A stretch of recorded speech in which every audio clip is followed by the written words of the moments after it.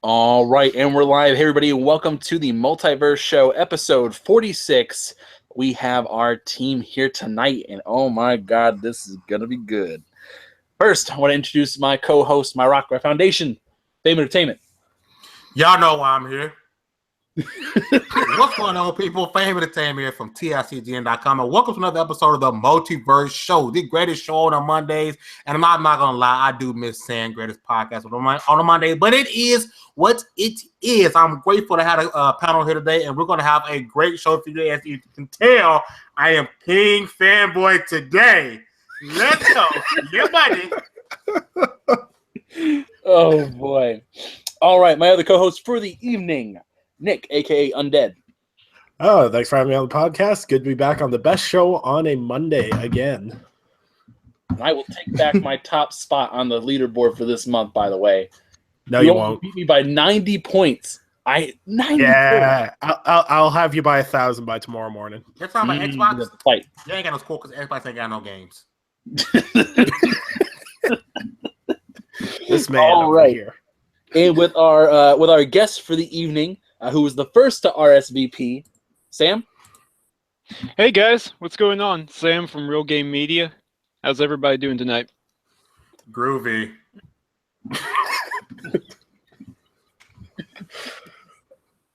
All right, and our other guest for the evening, the CEO of the Inner Circle Network, Cal. Hey, what's going on, Expedite? You already know who it is. Your boy KLWar X Killer, the last son of Planet Xbox. Think I'm gonna have a good show tonight. I'm excited. I can't wait to get the chance to talk about some stuff. Let's get it popping.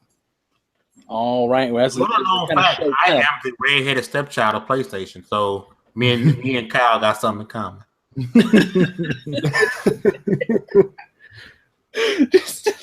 All right. All right. So, real quick, I was going to let the fans kind of start rolling in as this show gets started. I want to kind of go over what's everybody playing right now. Like a lot of games been coming out. What you guys been playing? Fame, what you was doing? Oh, listen, you already know I'm playing that Horizon Zero Dawn, fam. That game is the truth. It's the best PlayStation 4 game of the generation. It's better than UC4. Bloodborne is doo-doo. Yeah, man, but in all seriousness, I am playing Horizon Zero Dawn. I'm going back and forth between that, Zelda, and Forza Horizon 3, but honestly and truly, Horizon Zero Dawn has my heart right now. The story, the mechanics, I fell in love with Aloy from jump. Like, from the moment I showed her as a baby, I was like, oh, shit. You know what I'm saying? So I'm really like infatuated with Horizon Zero Dawn. I really haven't been messing with the main story too much. It's crazy. I think I'm level like 30 in the main story. I think level needs to be like level 12. So I just run around the world exploring and finding new creatures and stuff, man. It's an amazing game. I encourage anyone who has a PlayStation to definitely check it out. All right, Cal, what you been playing? Same thing. Horizon Zero Dawn. I was playing Ark for a minute. Then we got wiped. So I got some free time. I enjoy the game. It's a very beautiful game so far. Some people told me some gripes about it. I'm not seeing it. I'm not as awed as everybody else when it comes to graphics. Like, you really have to play graphically. I think the facial animations are well done. And I like the fact that the face is wrinkled, but I'm not blown away by the character models, but the environments are amazing. Like, the environments are really well done. But I don't think it's anything that I'll say that I haven't seen before. I just think because it's in an open world setting, it's really impressive. All right. You know that Horizon Fire, fam. You know that Horizon Fire, fam. Can't wait to play it on PC in a couple of years. Hey, Bruh. hey. We holding off on that topic. We're going to get to that one. All right, Sam, what you been playing? Don't tell me. Horizon Zero Dawn? I've been playing Horizon Zero Dawn, but I've also been playing something else that I can't actually talk about right now, but my review of it will go up tomorrow. Hint, hint. So, all right. You can go take that. Nope, not Mass Effect. I can tell you, I wish I was playing Mass Effect right now. But anyways, I've also been playing a lot of Gears of War 4 since the new update that came out, which added some ranked lobbies and some other cool stuff. And they're adding some new skins and stuff. So it's pretty cool. All right. But that's all I've been up to. All right. I already know what Nick's been playing. Why don't you tell everybody what you've been playing, Nick?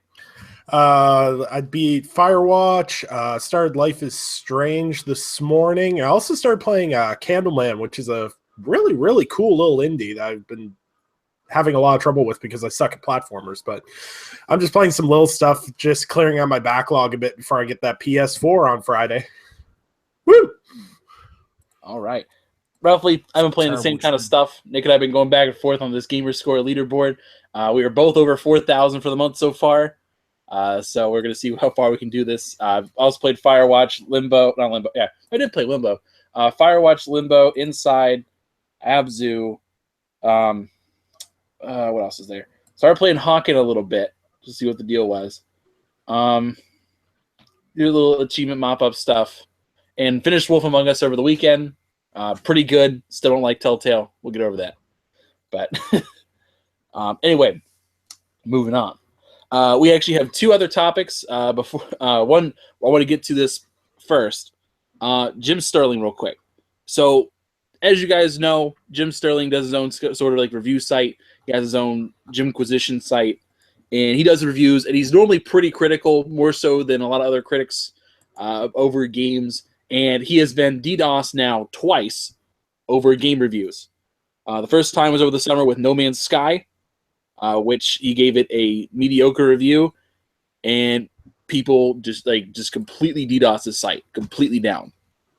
And that was the first attempt. And now recently, I think as it was yesterday, right? Pretty sure yesterday. Yes, sir.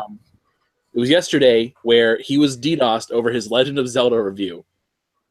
My lord. Yeah. I kind of want to get just brief impressions about this. What do you guys think about reviews, and do you think the reaction to this particular event? Honestly, So People get. I'm sorry. no, go ahead, dude. It's all right. Oh, I'm gonna be short and sweet. I was gonna say honestly, reviews on my list coming from TICGN.com.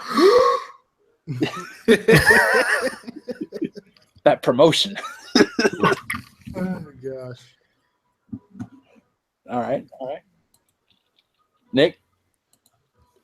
I was going to say, if Sam wants to go first, he's more than welcome to. Oh, yeah. So- go ahead. I mean, here's the thing, right, about this. This is the second time this has happened to Jim Sterling, obviously. First was No Man's Sky. Now we've got this. Look, this is just to anyone out there who's somehow confused about this. If you disagree with someone's review, that's not how you go about disagreeing. You don't attack them and, make death threats and bring their website crashing down. That's actually an excellent reason that you should not be taken seriously. That's just one thing. The other thing is, okay, so I haven't played Legend of Zelda myself. I need to throw that disclaimer out there. I know several people who have played it. Do they all vehemently disagree with Jim? Yeah, absolutely. His review, and I don't think this is stretching the truth here any at all, his review is the outlier. I mean, seriously, this thing has, a 97 still, even after he gave it a 7? So, a 97 average on Metacritic. So, I don't agree. But then again, he gave Dishonored 2 a 5 out of 10. And most critics didn't agree with him on that. So he's entitled to his opinion. It is what it is. Mm-hmm. This is true. All right. Nick? I mean, I think people put too much value in reviewers. Jim Sterling, because he's such a critical reviewer, a lot of people value his opinion. So and it's bad enough that, but it's bad enough that people feel like Zelda's kind of overrated as it is, or overhyped as it is. Having him come out, some people really look at it, that should be the actual score. And that goes for some of the Sony guys who feel like Horizon Zero Dawn should be the highest rated title out there. I think people put too much stock in other people's opinions and thoughts. They should just play the games. Obviously, it's a good game. It's highly rated. All the games that released recently, and they should be able to just pick them up and play them as such. But, hurting someone's business, because that's what it is for Jim. It's a brand, it's a business, and his website is a business. I'm pretty sure he makes money off that site. It's disappointing. And it's like, how do you review something, the worry of being threatened or being taken down? That really is tough. That can actually change a review. If you think about it over time, if something like that constantly keeps happening, because there's really no defense against a DDoS. There really isn't. So No. it's a tough situation. Mm-hmm. I don't.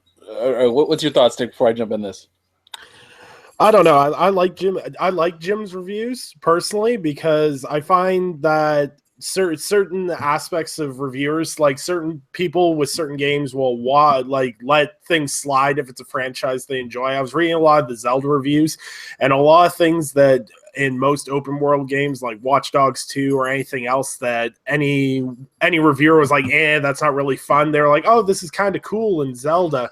But Jim was like, no, this isn't fun. It's just as annoying as in any other open world games. I think because it's Zelda, it gets a little bit of leeway. But the fact that 7 out of 10 is the biggest problem this game has going for it, and this is the big thing everyone's focusing on, is the fact that Jim's review brought it down 1 point on Metacritic, so it's a 97, and everyone was having a meltdown about that, and there are people DDoSing his site over it. It's kind of ridiculous, really. And like people always sit there, and like I always see it on Twitter, like with IGN and stuff. People are always saying, oh, these sites get paid for the reviews. They don't give us honest answers. Then you get guys like Jim who constantly give reviews that come across as a little bit more overly critical than anything else. And then they get DDoSed for doing that. So really, like, where's the incentive to be brutally honest with something when you could upset a fan base and end up getting your site DDoS? Like, that's someone's living, that's someone's job. That'd be like, I can't even put it into context for any job I've ever worked, but it's just ridiculous. It's the world gone mad. Also, hello. Well, James is here. All right, you made it. Hey, James, don't play any of that bull S sound effects and stuff, man, while I'm on the show. The boss man hasn't spoken. All right, James, we were just talking about what happened with Jim Sterling real quick. What's your hot take? James, you there? He's trying to find a song to play just to piss you off.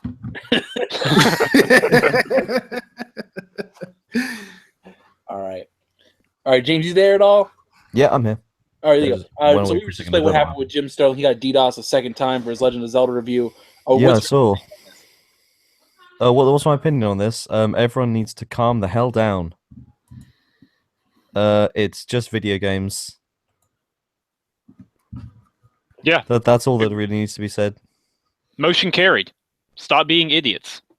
It's what we're supposed to be doing is having fun, and some people are ruining that. I just think the amount of butthurt over another human being's opinion is ridiculous, and it's about as bad as in gaming as in anywhere else. People get so butthurt over the thoughts of another person who's allowed to have a difference of opinion of yourself, but people don't believe that that's the case, and we should all think, walk, and talk the exact same way. Otherwise, we're weird, which is weird. Yeah, that's weird. You should get out. You're weird. Well, I was going to say, everyone has different impressions of a game. Like, if you ask me and Anchor to score Fallout 4, we're going to give you a very different rating than, say, Cal or Fame or anyone else. We're going to have a different opinion because we really, really enjoy the game. And, like, I'm not going to lie. If I was to review Fallout 4, there's certain things in that game I would overlook because I love the franchise so much. There were certain things I let slide in that game. And with Jim, I always feel he dissects everything, and I've never seen him be a hypocrite in his reviews. But I don't think DDoSing should ever be an option. Like, I've never gotten that mad over someone's opinion on the internet. I never went, oh, I'm going to screw with their website, or like, who gets that mad about something? Idiots. Pretty much. Yeah, I mean, that's just what it is. It's a. I said this before, and this is one of the reasons why I kind of understand why some Xbox fans are like, why is Xbox always praising PlayStation and Sony? As a console gamer, people have to keep in mind that this may not feel the way we feel. They don't see it. The hardcore are what buy your consoles from the jump right out the gate. Over time, the casuals are what actually expands your base.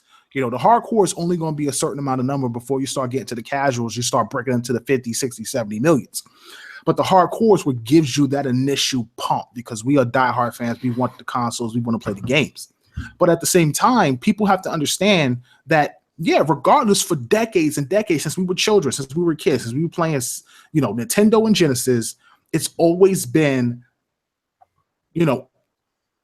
competition about my console is better than yours, or this game is better than that, or Mario's better than Sega.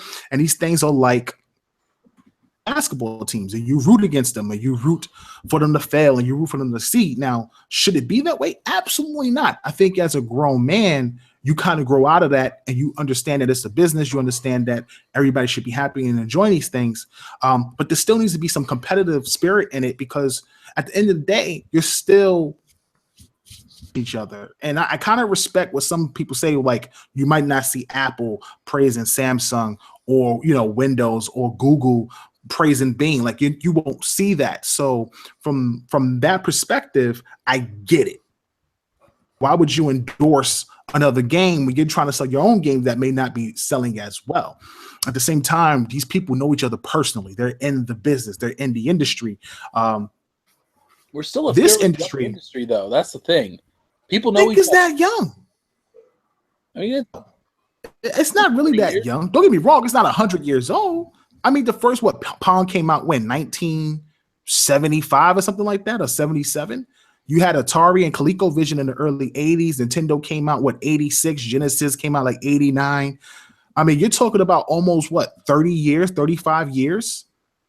It's technology. I mean, it's fairly young, but at the same time, the parts interchange. People interchange so much. Like when me and Anchor spoke with Adam Boyce, he started out at Midway.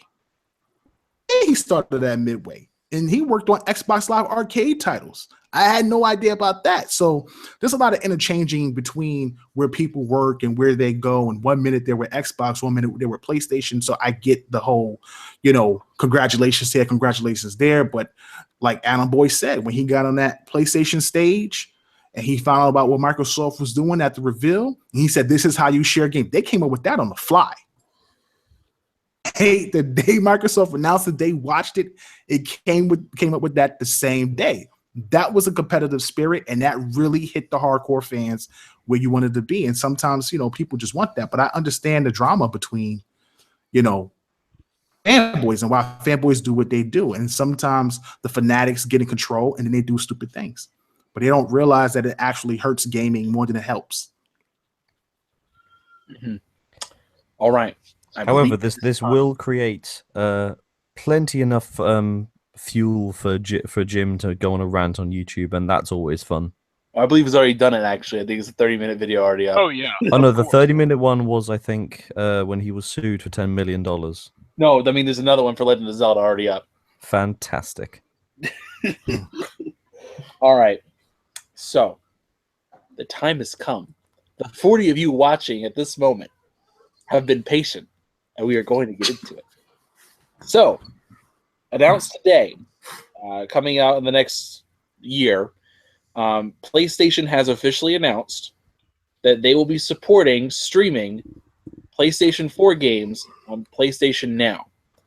Now, a little more context first. So, a couple weeks ago, they also announced that they're cutting... You got to give me one. But PlayStation will be cutting the service, PlayStation Now, from Bravia TVs, basically everything else except for PS4 and PC. So you will not, and paired with this particular news, meaning you could stream PS4 games to your PS4 or your PC. And the question has come up, has PlayStation just gotten rid of all their exclusives? Have now gone multi-plat? And this is the discussion for the evening. First off, I want to go around the room and get the impressions about this thing. Go right ahead. Everyone jump in. I'm going to sit back. Oh boy, this is going to be terrible for the network. Yo, listen, listen. I just find what I find hilarious about this is the hypocrisy and idiocy of the PlayStation fanboy across these United States of America. And it's funny how logic is trying to be used and twisted in form of a shape of a PSN logo to make it fit and make them feel better about themselves, because they've been spewing bullshit after bullshit after bullshit over the past 6 to 12 months because Xbox has no games because it's all going on PC. Well, guess what? Guess what? I'm trying to make sure this ain't, I'm trying to act like I'm on double XP. I apologize. I just think the hypocrisy is absolutely hilarious. People are trying to say different reasons to get past the fact that yes, at some point I will be able to play games like Nat, The Last of Us, whatever the case may be, on a PC without a PlayStation 4, which, as you PlayStation fanboys like you love to stress, if I can play it on another hardware that means it's not exclusive, that means I do not need a PlayStation 4 to play PlayStation 4 exclusive. Now, I'm not sitting here saying Horizon Zero Dawn, all those games are going to be immediately on PS Now. I'm not saying that. But what I'm saying is, at some point, you cannot tell me they won't do that. Sony cares more about their bottom line than your freaking list was. Sony does not care about you. I don't care if you say, oh, Sony's about the fans and about the players. No, Sony's about their bread, B. That's all they care about. It's like Microsoft. They're about their bread. How much bread can you bring to the table? And if they can go out to some PC cats who want to play PlayStation 4 games by the PlayStation 4, they're going to do them. That's what they're doing. So goodbye to the exclusives and goodbye to your, Xbox has no games, because you can say the same thing about yourself, but you want because you idiots, because you fanboys, and this is what you do. This is hilarious to me. And I don't feel bad for you idiots. I'm going to make fun of you for the next week because you deserve it. Podcast does not endorse anything Fame says for the next week. Now. Man, I'm indifferent. I don't really care. Of course you care. You have a PlayStation, James. Yeah, but keep it real. Yeah, but I'm just gonna. I don't really. Okay. So how would this affect me? How would it affect you? It shouldn't, but you should have an opinion on it. Well, I just sort of play games, really. Oh, Jesus Christ! And then. These damn quiet gamers always do it. For James, I get it. For James, I get it. He's gonna play a game whether he likes it or not. James probably could care less if it's exclusive, because exclusivity does not make a game better or worse. So for James, who's probably a normal gamer, he could care less. He probably wants more people to enjoy the games that he gets to enjoy, so he can talk about the game with you. It's for the fanboys who like to post out list wars, like to say how they have exclusives as if they can play those games and nobody else can play those games. This is for them. This is what makes them look stupid, make them have to sit down, because they've been running around with list wars for the past 3 years, and now they look dumb. For people like James who actually care about their games more than a game exclusivity, it doesn't matter to him. To a real gamer, this means absolutely nothing. But to the fanboys who love list wars, this means everything to them, and their souls are crushed and their tears are delicious. Does this feel like Sony's rushed reaction to the Xbox Pass thing? Here's the thing. Yes.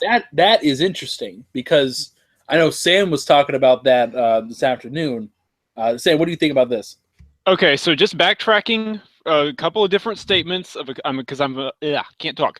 I'm of a couple of different opinions. First off, for the industry, great options for consumers are good. That's all there is to it. This is a great thing.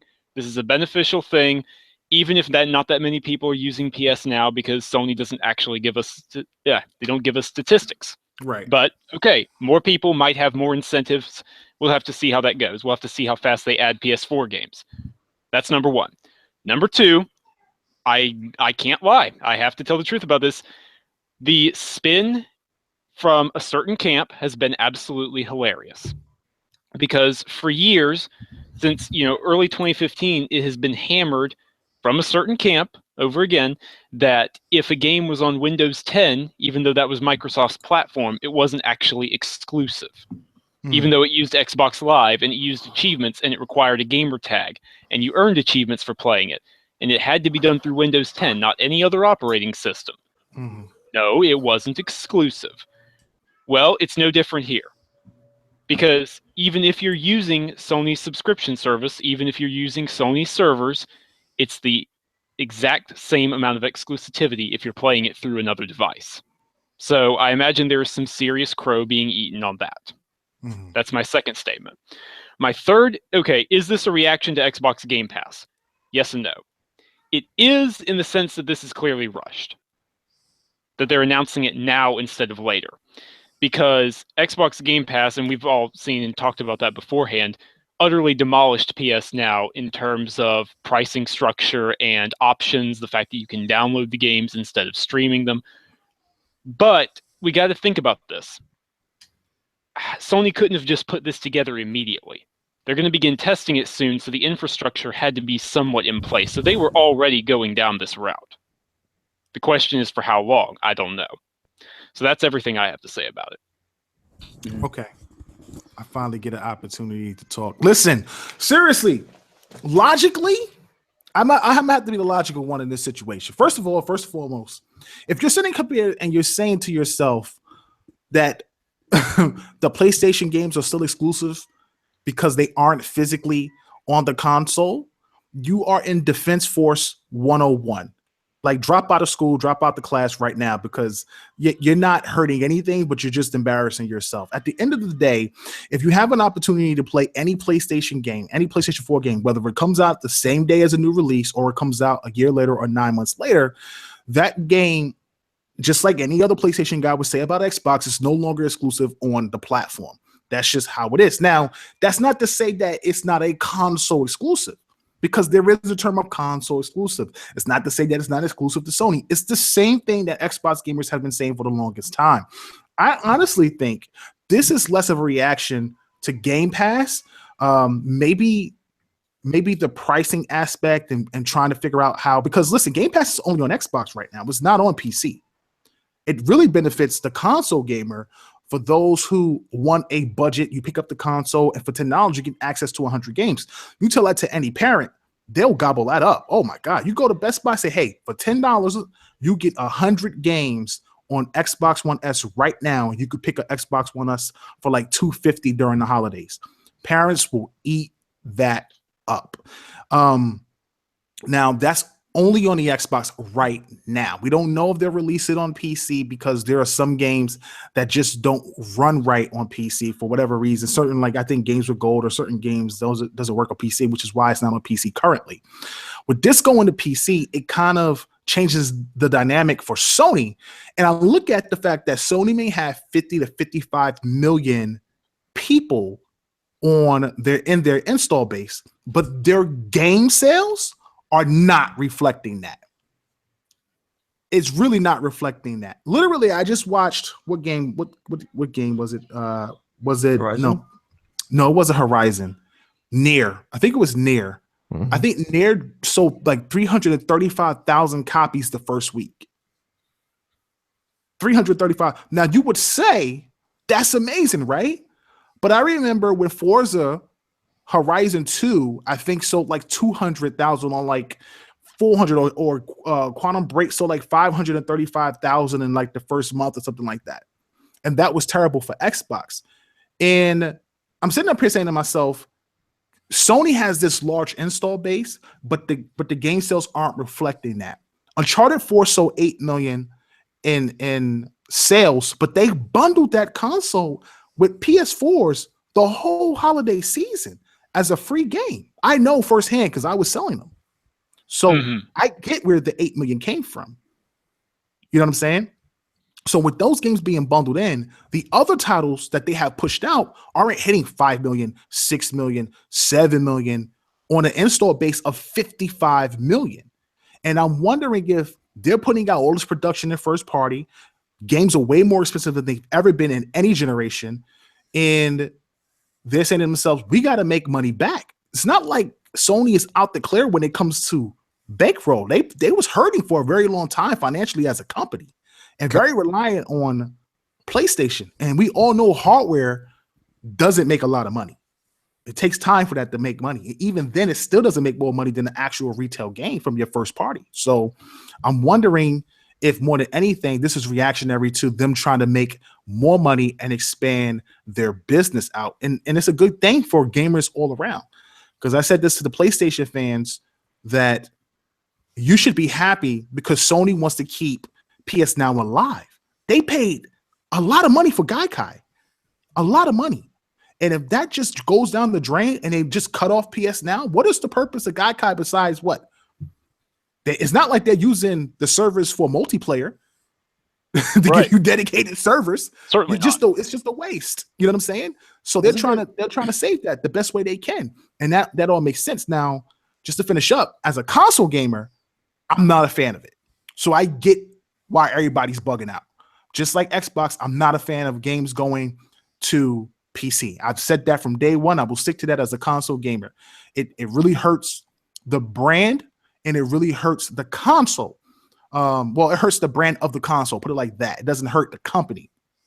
But now I'm giving people the option to either pick up a PS4 or wait it out, either get it same day or get it a year later to get these PS4 games. Just gives those PC guys the incentive to just wait around, or people who have Xbox not even buy a PlayStation, because those games will run on any PC. It's being streamed. It's not like you need amazing specs to run these games. You're getting it from a server. So you literally can run it on anything. And that's a big deal for Sony. That's a big incentive for Sony and people who want to play Sony games. Mm-hmm. What about you, Nick? You've been kind of quiet.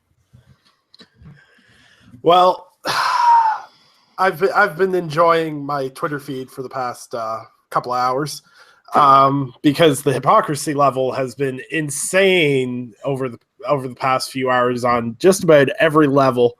And the biggest thing for me is like, it's very pro-consumer for it to go to everybody. Like, the more people that play games, the better. Like, I have a friend that I work with, and he only has a PC because that's his preference. And he picked up an Xbox One S a few days ago. But before that, me and him could talk about games like Quantum Break and everything. And that was kind of cool because it gave me someone to talk to about these games and everything else. And it's the same thing with PS Now. And I know my friend actually bought PS Now for his PC because he could play PS3 games and everything else. But the more people that play the games, the better, because the more sales you get for a game, the more likely there's going to be a sequel. And for me, that's small child. That is fanboys literally crying in the corner. We don't want any sequels, no. But I was actually recording a video yesterday. I was going to post it tomorrow. Exactly what Cal was talking about, and it's the same thing. Is like, for the size of Sony's install base, the games don't line up in sales. It's bad because because basically Xbox has sold half of what PS4 has sold. So if you, for example, say, I don't keep track of sales numbers. How much did Quantum Break sell in the first month? Around 200,000, I thought. Around 200,000. Okay, so it sells 200,000 across 26 million Xbox Ones per se, right? Right. So Sony released closer to 20 at the time. Okay, 20. So you got 200,000 copies across 20 million, and Nier Automata sold how much? It was what, 325? I think it was Nier. I'm not sure, but it was some exclusive recently came out. It sold like 335,000 digital included, only at retail in the first week. That was Nier Automata, because I remember, because nearly 200,000 of those were in Japan alone. Like, it was very Japan centric. Yeah, right. So naturally. So you go 200,000 versus 300,000 across a double the install base. That doesn't add up for people who bought the game. Now, people can argue that Quantum Break was a little bit more mainstream and that games are a little bit more niche, but I've been constantly berated on Twitter by PlayStation people telling me that these games aren't niche, they're mainstream, and everybody plays them. So, but the biggest thing is obviously Sony's going to want to optimize their money. Division for Sony is their pretty much only profitable business venture at this point. So they're obviously going to optimize the profit. And how do you optimize profit on a service that you've already tried to sell to base? You widen it out. So bring it to PC, give them a few more in the PS Now department. But I think what they need to do is they need to rework the program, because the pricing's a little for me. Like, when I was looking into it I was thinking about picking up a 3-month subscription to PS Now with my but it's $44 for 3 months. Really cannot justify spending that kind of money for a renting service. So I think if Sony really wanted to optimize their money in this, PC may not have been the decision. Releasing PS4 games to the PC may not have been the best decision. I think if they reworked price model for it, or even originally I thought maybe PlayStation Now might with your PlayStation Plus, and that would go with the price raise the PlayStation Plus had there a month or two back. I thought maybe they'd combine the services, because PS Now has not been a successful service, and I think people are blowing it up a little bit with PS4 exclusives are going to PC and everything else. It's through a service that no one really uses, though, because I don't believe Sony's released official numbers on PS Now, but I know it's very, very low. Like, out of the PlayStation gamers I talk to, I think there's maybe 2 that have ever said they use the service consistently. So you think this is just a ploy to save face, so that they pretty much can waste money on those servers? Yeah, it's. Go ahead. No, go ahead, Nick. You finished your thought. Okay, so like PlayStation Now, I understand why they're trying to reboot it, because with that Game Pass, it kind of puts Sony in the situation, what are we going to do with it? I definitely think, like Sam said, that this was already in the works already, because there's no way, unless they threw like every developer that they have and went, all right, we need it to happen now, that this was is it being announced a little earlier than expected? Probably. But at the end of the day, it gives me the most about people and the whole gaming mentality as a whole is this obsession with, if he can play it, I'm not going to have fun. If he can play it, I'm not going to have fun. I've seen people on Twitter saying if Xbox or PC gets Crash Bandicoot, they're not buying it because other people can play it. A very asinine situation. I'm going through the Twitter feed. People are having meltdowns. What happens when you play the role of a troll for such a long time? Lapses. Then the sunlight hits, and it's very bright and it's very shocking. And it's unfortunate that this is happening to so many people. But people got to realize that, listen, games on Xbox, you can't play them on the Nintendo Switch or anything like that. You still need a PlayStation 4 to play those games. You got to use perspective. You know what I'm saying? And I think the sooner people use perspective, the sooner people understand that gaming is supposed to be fun. It's not supposed to be about hating on other platforms or hating on people. We're all grown men out here and stuff like that. I mean, the kids are going to do it. The kids are going to do it. But at the end of the day, you could still play Horizon Zero Dawn and not worry about it going on. Someone doesn't have it. If they have a good enough PC to, or actually not even a good enough PC, if they have a good enough online service where they're getting in good megabits per second, then, definitely, and they're able to stream that game in, whether it's 720p or if they improve the game, which I'm sure they will improve it, just like they improved the streaming from PC to the Vita. From the PlayStation to the Vita. I'm sure they will improve streaming across PS Now and eventually get that to 1080. And you'll be able to play games like Nier Automata or Horizon Zero Dawn or Yakuza 0 or Uncharted 4 or any of the games that everybody's always bigging up and saying it's the greatest of all time on the PC. And that's great. If you're an Xbox fan and you don't want to buy a PlayStation console, you can run those games now. And your Xbox One controller will work playing it. Win-win situation all around for Xbox guys who don't want to get a PS. So, and for the PlayStation guys out there I think every PlayStation console has at least a ultra PC. At least that's what they say they have. Yeah, they all have 1080 Ti. SI and all SLI and all that stuff. You know what I'm saying? They have all that. Then they should be able to run the Xbox games through the Windows Store with no problem. And Hey, let me ask you know, the people that really real quick, I want to throw some stuff in here because I've been sitting here listening to you guys talk. It's my turn. Really quick before you ask a real simple question. Does anybody know? Because a couple of you guys brought up the download speeds or whatever. Anybody know what the recommended download speed is for PlayStation now? Like to be able to run the game at least halfway. I can find it. I can find it if you're willing to wait a minute. Oh yeah, Anchor's gonna go. I'm not sure either. Now, I do want to say one thing that I found it really funny. The timing is very suspect about this because it was in response to Games Pass at some point, and the report. The problem was it didn't really address the problem with PlayStation Now, and the big thing was price above all else. That's what I'm saying. That's why I don't think it's really a major response to Game Pass, because what Game Pass did was give you 100 games. Change it. Phil came out and said this. It only changes a few titles. It's not like it swaps out the whole 100. It only swaps out a handful of titles. A handful of titles at the end of the month. So that way, if you're playing something, you can continue to play those games the following month. It's probably the games that aren't played the most. It's probably some sort of setup where it's like, all right, this game isn't getting played by X amount of people. The percentage is at 5%, so they remove it out to put something else in. But that's $10.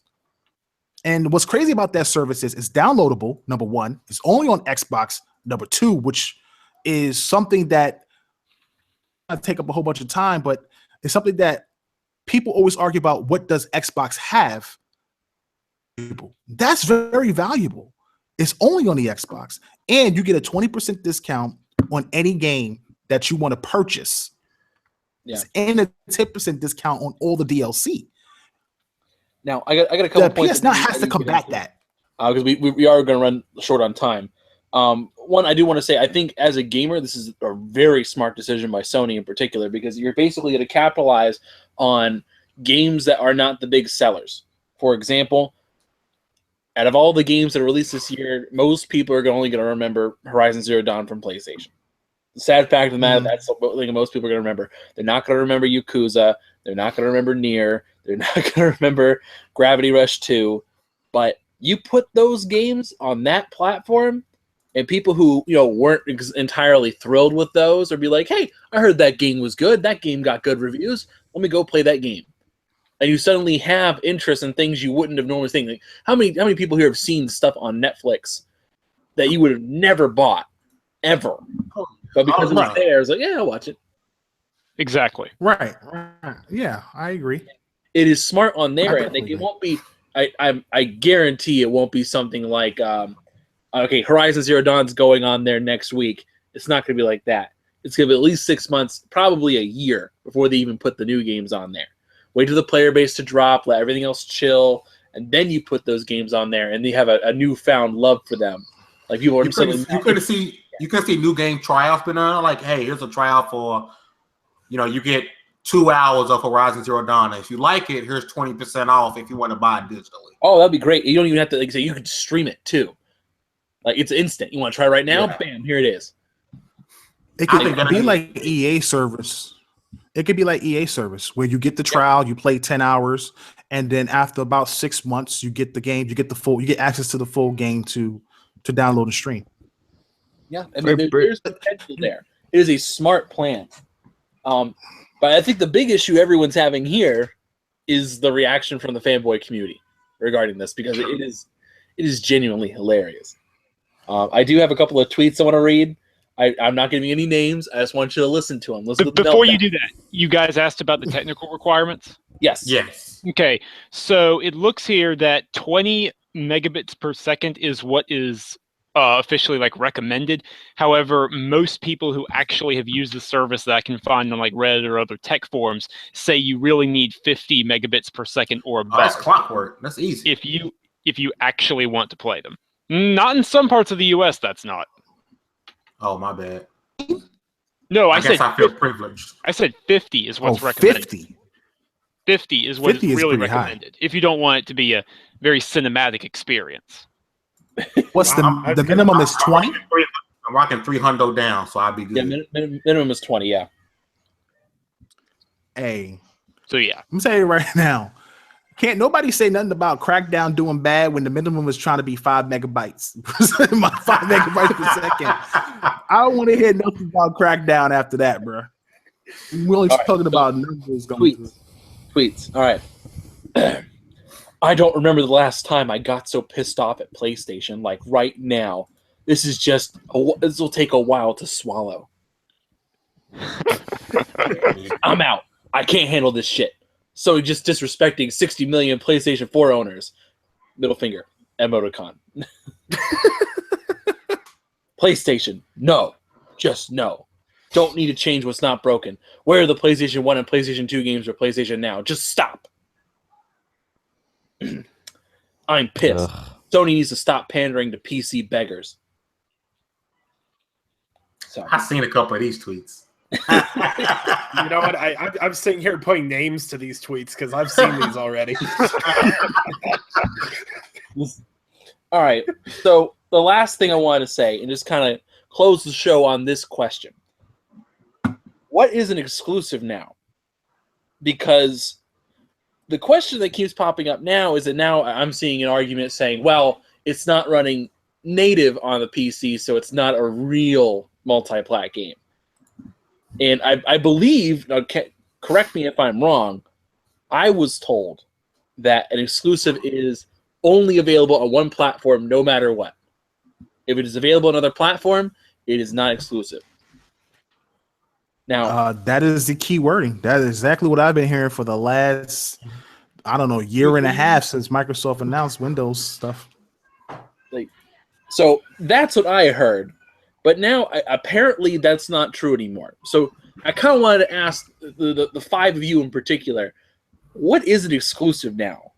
Like, what are we going to use as the actual definition of an exclusive game?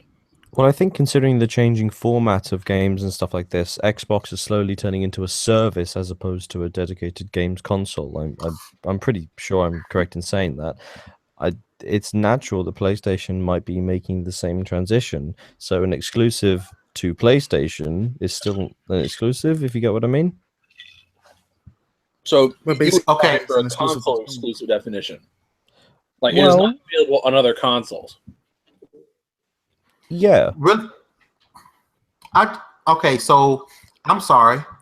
I have to read this to you guys, and I'm sorry. So, if the games ran on a PC, then you dudes have an argument. They are running on a PS4 via streaming, hence they're exclusive. So do y'all believe there's just a PS4 sitting at Sony's headquarters and streaming out these games to everybody's PC? Are you fucking serious?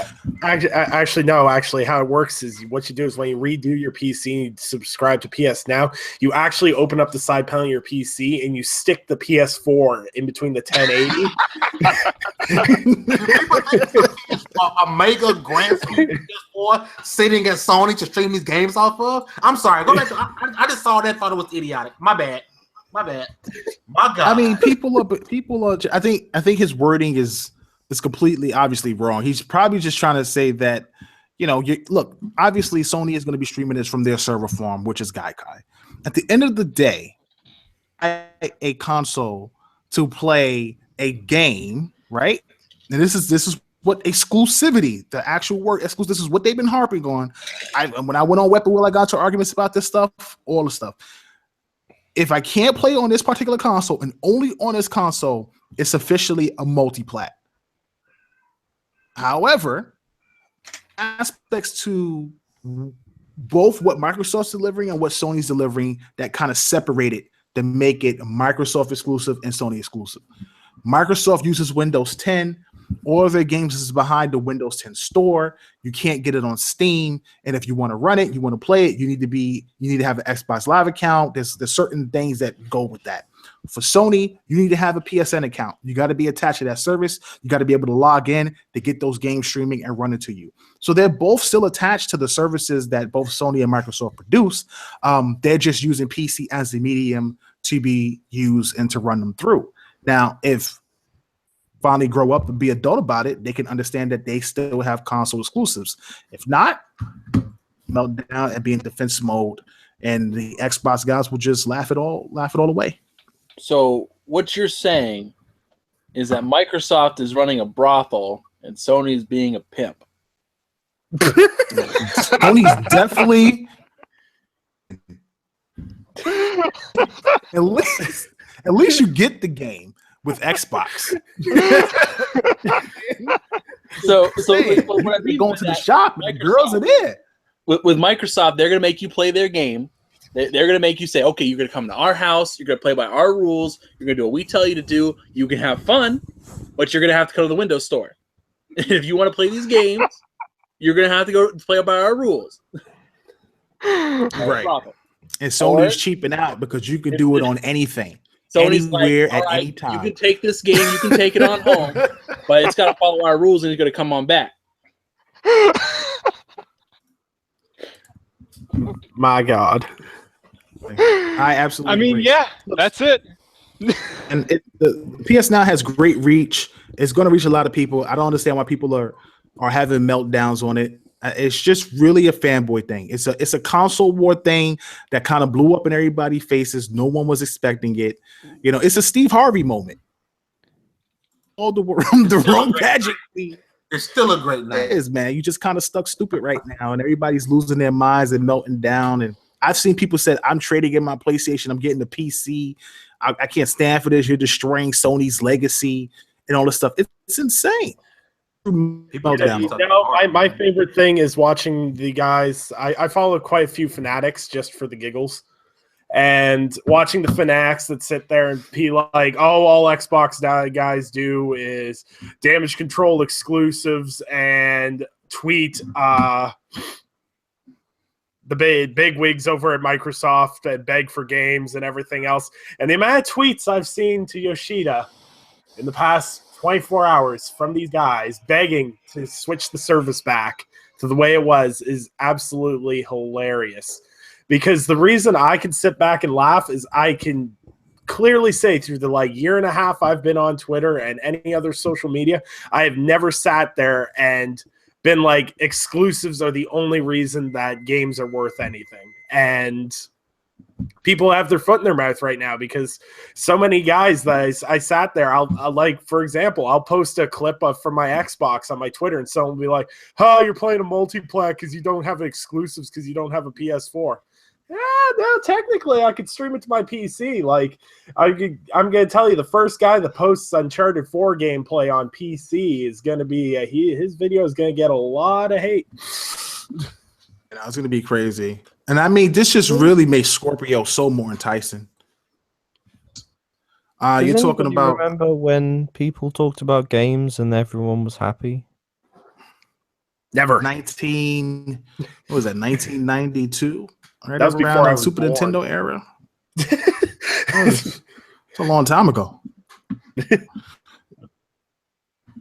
looks more appealing. I mean, shout out to Windows Central and Jez and his sources about the whole 4K DVR and 4K playback and stuff like that. That's pretty nice, man. Scorpio sounds like it's shaping up, and I don't know what Scorpio's going to do. If it's going to be a true Steam machine, we had some guys do some research on that on ticgn.com,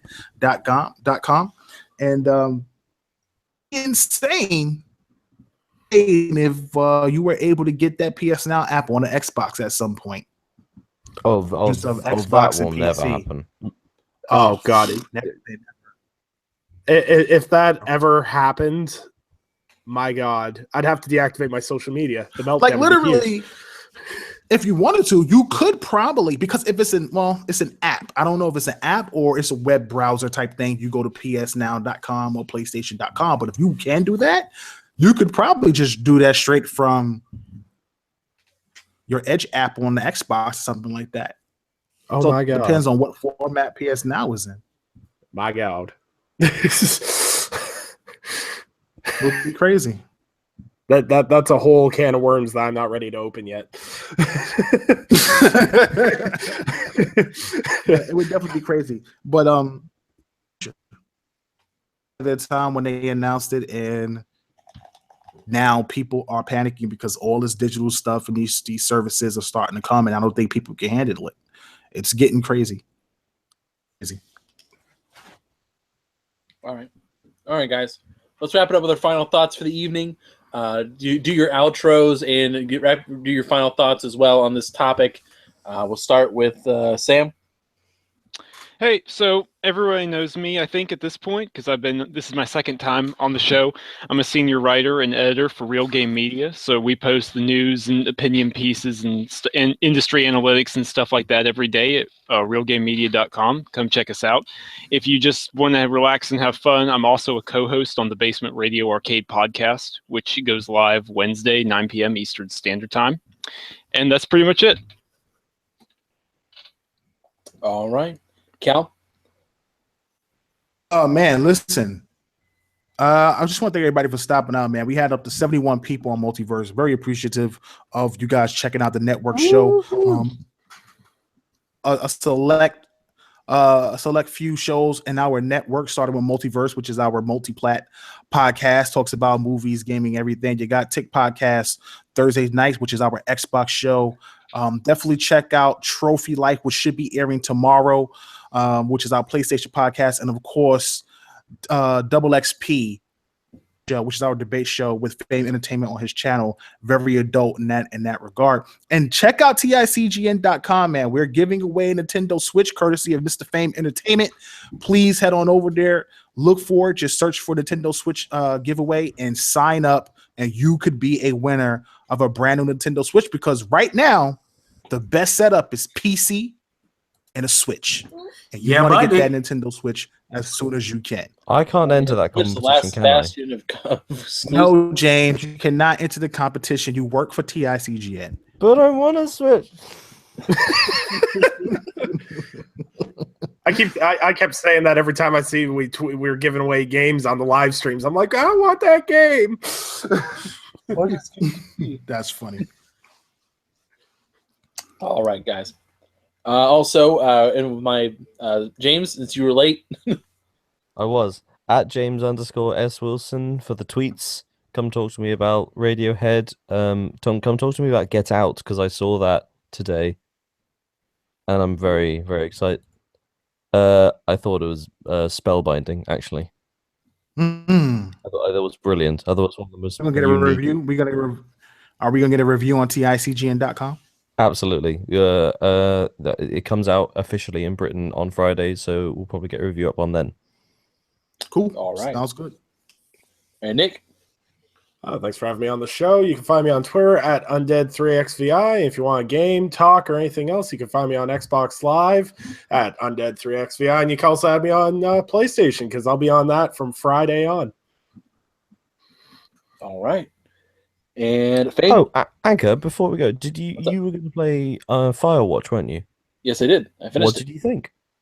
It was pretty good. It's one of those games where the art style sells the rest of the game. Did the ending annoy you because it wasn't what you thought it was going to be? Well, yeah, a little bit, but there was subtext and things that you could pick up on. But I ultimately enjoyed it. The ending didn't really get to me too much. It fit with the rest of the theme, but that's a topic for another podcast. I was gonna say I'll just come on record and say I beat it a couple of days ago too, and the ending bugged the hell out of me, and that's all I'll say. Yeah. Anyway, Fame Entertainment, your outro, boy. Yeah, man. Thank you guys for coming and rocking with us, man. The panel, man. Thank you guys as always. Happy to be here. Happy to be doing this show, man. Thanks to Cal for coming through and rocking with us today, man. It's all good to have the boss man on the show, man. And you guys have a great one, man. Peace. All right. And this has been Anchorman. Anchorman V2. You can find me on Twitter. Same thing everywhere. Anchorman V2, Xbox, Twitch, Beam, everything in existence. Makes it really easy. You can find me. And yeah, I just want to say something. But yeah, thanks guys for showing up. It's been the Multiverse Show, the greatest show on Mondays, and we will see you guys next week, same time, same place. See ya. And very quickly, make sure